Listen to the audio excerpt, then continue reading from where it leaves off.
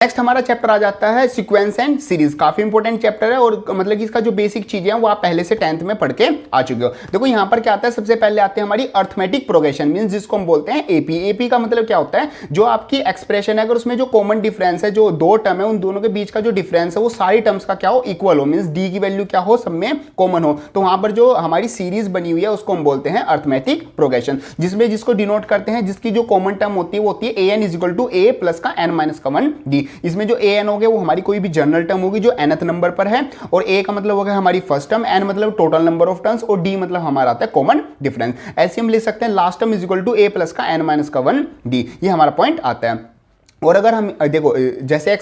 कोई भी सीरीज है उसमें जैसे कोई भी अगर लाइन लगती है तो उसमें फर्स्ट सेकंड थर्ड से हम काउंट करते हैं ना, तो अगर हम यहाँ पर पीछे से काउंट करें, मींस उल्टे में अगर हम क्या निकाले, nth टर्म निकाले फ्रॉम द लास्ट, वहां पर हम फॉर्मूला यूज करेंगे A N is equal to L minus का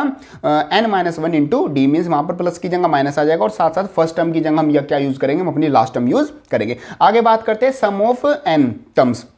मीन्स अगर हमारे पास एक सीरीज है जो कि एपी में है, अगर वो एपी में है तो वहां पर हम जितनी भी टोटल नंबर्स हैं, जितने भी टोटल हमारे पास नंबर है उन सब का सम कैसे निकाल सकते हैं, तो वो फॉर्मूला है s n is equal to n by two A plus का N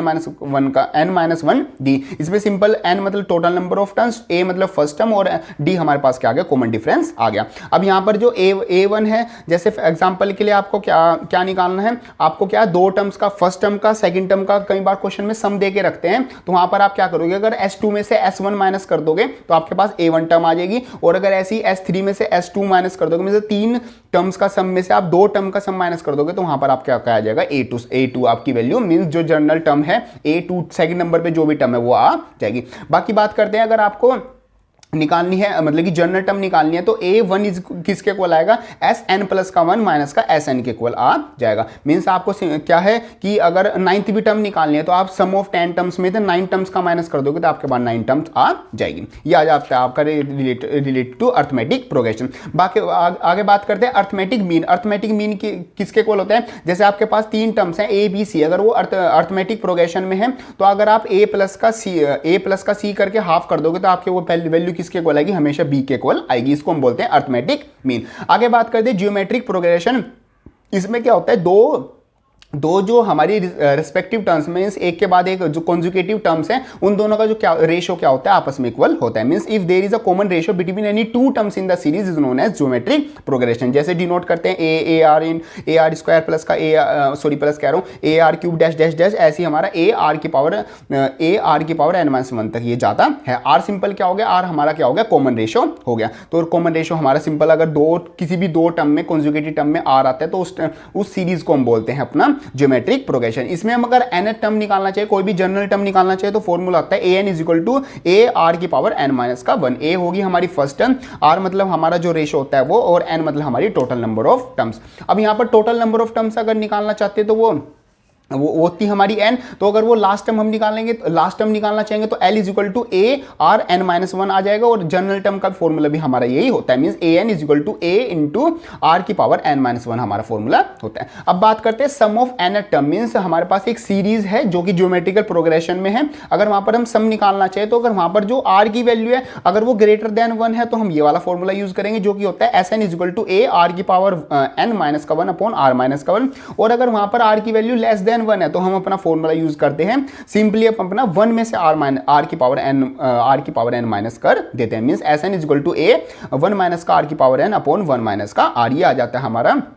some of nth term. Next आता है हमारा ज्योमेट्रिक मीन। ज्योमेट्रिक मीन जैसे अर्थमेटिक मीन था, मींस तीन टर्म है ए बी सी आपस में क्या है, एक ज्योमेट्रिक प्रोग्रेशन बना रही है, तो वहां पर जो बी होगा वो किसके इक्वल होगा, अंडर रूट ए सी के इक्वल हमारा होगा। यह आ जाता है हमारा ज्योमेट्रिक मीन। अब एक इंपॉर्टेंट बात कर लेते हैं, जैसे क्वेश्चन में कई बार आ जाता है let the three terms in geometric expression, तो अगर वो थ्री टर्म ज्योमेट्रिक एक्सप्रेशन में बोलोगे तो हमेशा आप लेके चलोगे फर्स्ट टर्म लेके चलोगे ए अपॉन आर, दूसरी लोगे आप ए, और थर्ड लोगे आपका ए आर। इससे आपकी जो कैलकुलेशन है वो बहुत ज्यादा ईजी हो जाएगी। अगर वो चार टर्म बोलोगे तो आप ये सारी लोगे, और अगर वो 5 टर्म बोले तो आप अपना ये वाली टर्म लोगे। वैसे तो लेने को आप कुछ भी ले सकते हो, ए अगर उसने बोला है 5 टर्म लेनी है तो अगर आप ए ले लो, A are square A are cube ऐसे भी ले लोगे तो सोल्व तब भी क्वेश्चन हो जाएगा। बट अगर आप इस फॉर्म में लोगे तो आपकी जो कैलकुलेशन है वो बहुत ज्यादा इजी हो जाती है। नेक्स्ट बात करते हैं एपी में जो आपका कॉमन डिफरेंस था वो बी माइनस ए अपॉन एन प्लस 1 आता था, और जो जीपी में जो आपका एक तरह से कॉमन रेशियो होता है आर, वो किसके इक्वल आता है, बी अपॉन ए की पावर 1 प्लस का एन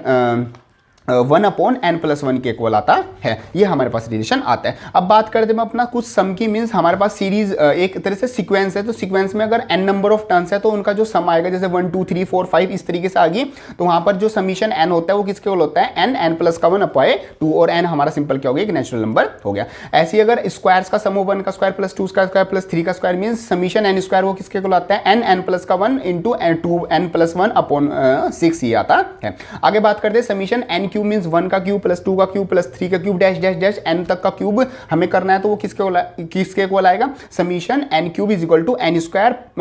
इंटू n+1 का होल स्क्वायर बाय 4, ये हमारे इसके इक्वल आएगा। या फिर लिख सकते हैं summation n cube is equal to summation n का होल स्क्वायर, ये हमारे रिलेशन आता है। अब एक बात करते हैं, इफ जो हमारा tn मीन्स जो जनरल टर्म है वो किसके इक्वल हो, a n की पावर क्यूब प्लस का b n स्क्वायर प्लस का c n प्लस का d हमारे पास इसके इक्वल हो, तो वहां पर जो हमारा समीशन होगा, समीशन n टर्म्स का जो समीशन आ जाएगा, अगर सारे